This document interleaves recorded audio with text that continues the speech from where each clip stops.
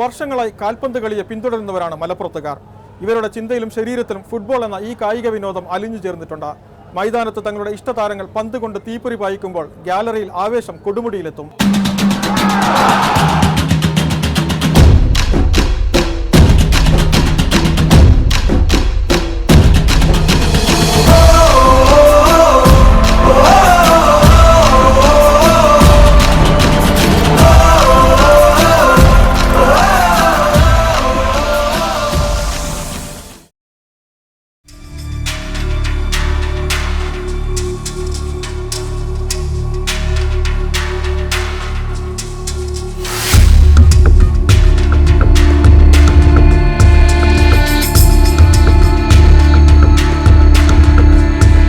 Limca book of റെക്കോർഡ്സിൽ ഇടം പിടിച്ചതാണ് മലപ്പുറത്തിന്റെ ഫുട്ബോൾ പെരുമ.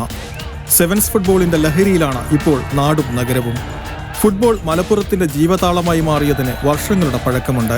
1886 മലപ്പുറത്ത് ബ്രിട്ടീഷുകാർ തുടങ്ങിയ സ്പെഷ്യൽ പോലീസ് ക്യാമ്പിലെ വെള്ളക്കാരുടെ ഫുട്ബോൾ കമ്പം ക്രമേണ നാട്ടുകാരിലേക്കും പകർന്നു.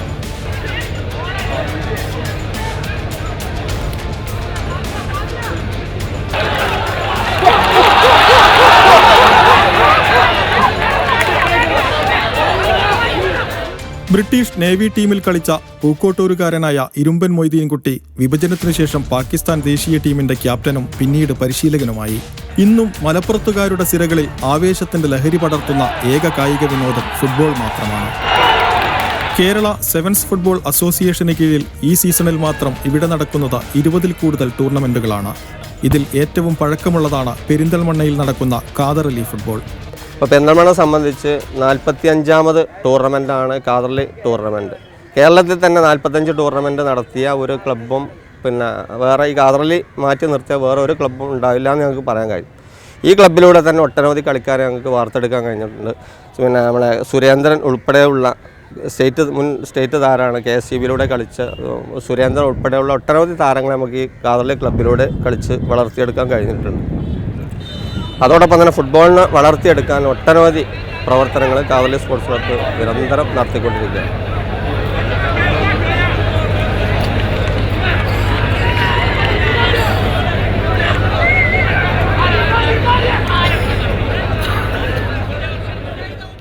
ഖാദറലി ക്ലബ്ബിലൂടെയാണ് കളിച്ച് വളരുന്നത്.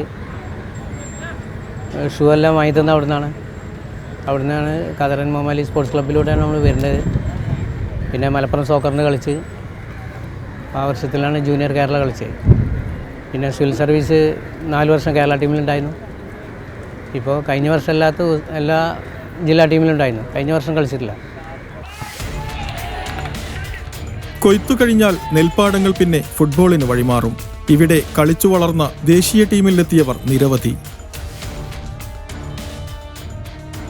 പ്രധാനമായിട്ടും ഫാമിലിയിൽ നിന്നൊരു സപ്പോർട്ട് നന്നായിട്ട് വേണം. അപ്പോൾ അതും കുറഞ്ഞുകൊണ്ടിരിക്കുന്ന ഒരു കാലഘട്ടമാണ്. എൻ്റെ വീട്ടിൽ പേഴ്സണലായിട്ട് ഞാൻ പറയുകയാണെങ്കിൽ നീ ഫുട്ബോൾ തന്നെ കളിച്ചു. കാരണം എല്ലാവരും ഫുട്ബോളിനെ ഇഷ്ടപ്പെടുന്നവരാണ്. ഉമ്മയുടെ ഫാമിലി ആണെങ്കിലും വാപ്പയുടെ ഫാമിലി ആണെങ്കിലും അങ്ങനെ ഒരു സപ്പോർട്ട് ഉള്ളത് കൊണ്ട് മാത്രമാണ് എനിക്ക് കളിക്കാൻ കഴിഞ്ഞത് എന്നുള്ള വിശ്വാസമുണ്ട്. കാരണം നാട്ടിൽ നല്ലൊരു ടീം.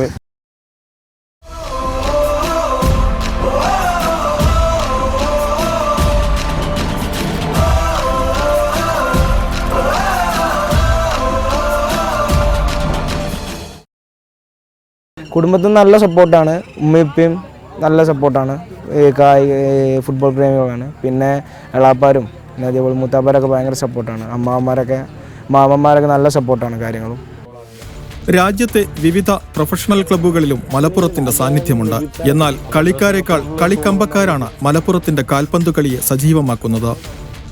ഒരു കൂട്ടായ്മയുടെ കൂടെ ഒരു ഉത്സവമായിട്ട് എനിക്ക് തോന്നുന്നു. കാരണം ഇത് എല്ലാം മറന്ന് കളി കാണാനുള്ളൊരു ആവേശം, അല്ലെങ്കിൽ അതിൽ ആര് വിജയിക്കുന്നുള്ളതിനേക്കാൾ കൂടുതൽ ഈ കളിയോടും അല്ലെങ്കിൽ ഈ കളി കാണാനെത്തുന്നവരുടെ ഒരു ആവേശം, എനിക്ക് തോന്നുന്നൊരു ജനതയുടെ കൂട്ടായ്മയുടെ, ഒരു ഗ്രാമത്തിൻ്റെ നൈർമല്യത്തിൻ്റെയും അവരുടെ ഒരു മനസ്സിലുള്ള ഒരു ഈ സ്പോർട്സിനോടുള്ള ഒരു ആദരവിൻ്റെ ഒക്കെ ഏറ്റവും വലിയ സിമ്പലായിട്ടാണ്.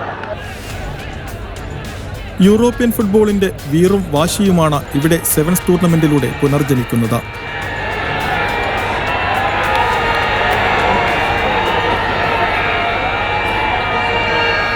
രാത്രികാലങ്ങളിൽ നടക്കുന്ന ഫ്ലഡ് ലൈറ്റ് മാച്ചുകൾ കാണാനായി ഇരച്ചെത്തുന്നത് 10,000-ങ്ങളാണ്. മലപ്പുറം പൊതുവേ സെവൻസാണ് മെയിൻ.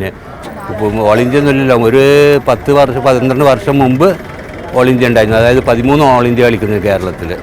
ശ്രീനാരായണ, മറ്റേ ചാക്കോള, മറ്റേ കോഴിക്കോട് ഗായജി, അങ്ങനെ പല ടൂർണമെൻറ്റ്. ഇപ്പോൾ ഈ സെവൻസ് വന്നിട്ടാണ് ഇപ്പോൾ കളിക്കാർക്ക് ഏറ്റവും കൂടുതൽ ഇത് കിട്ടുന്നത്.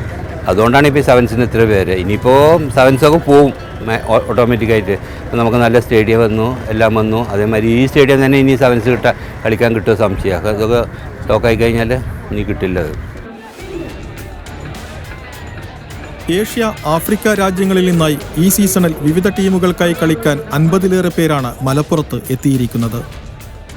എന്നാൽ ഒരു ടീമിൽ ഒന്നിലധികം വിദേശ കളിക്കാരെ ഉൾപ്പെടുത്തരുതെന്ന നിബന്ധനയുണ്ട്. സ്വദേശികൾക്ക് കൂടുതൽ അവസരം നൽകാനാണ് ഇങ്ങനെയൊരു തീരുമാനം. Okay, please, I'm very, very happy that I'm here now. Okay. And I'm very, very happy that this competition has been hosted. Okay. Then as we are playing 1-1, the game is interesting as I'm seeing it.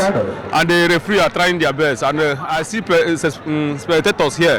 I'm very, very happy for the competition. I'm very, very happy. Football is my life. I'm enjoying football. And I love football. So you're coming every year? This is my second time coming to Canada. This is my second time coming to Canada. I played here last season. This is my second season. Today I'm playing for Ahmadina, Sheprasheri. Football ഇവർക്കൊരു ലഹരിയാണ്. Sevens ഫുട്ബോളിനെത്തുന്ന ആവേശത്തോടെ English premier ലീഗിലെയും Spanish ലീഗിലെയും കളികൾ കാണാൻ ഇവർ ഉറക്കമൊഴിച്ച് ടിവിക്ക് മുന്നിൽ ഒത്തുകൂടും. Manchester യുണൈറ്റഡിന്റെ വീഴ്ചകളും ബാഴ്സലോണയുടെ സാധ്യതകളും കളിയെഴുത്തുകാരെ പോലും വിസ്മയിപ്പിക്കും വിധം ഇവർ വിലയിരുത്തും. മലപ്പുറത്തിന്റെ കായിക വിനോദം എന്ന് പറഞ്ഞാൽ അത് ഫുട്ബോൾ മാത്രമാണ്.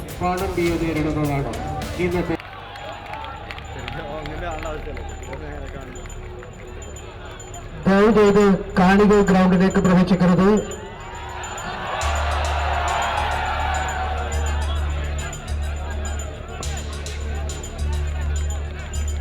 പതിമൂന്നുകാരനായ ഷാഹിദ് സഫർ നിങ്ങളുടെ മുമ്പിൽ അവതരിപ്പിക്കുന്നു.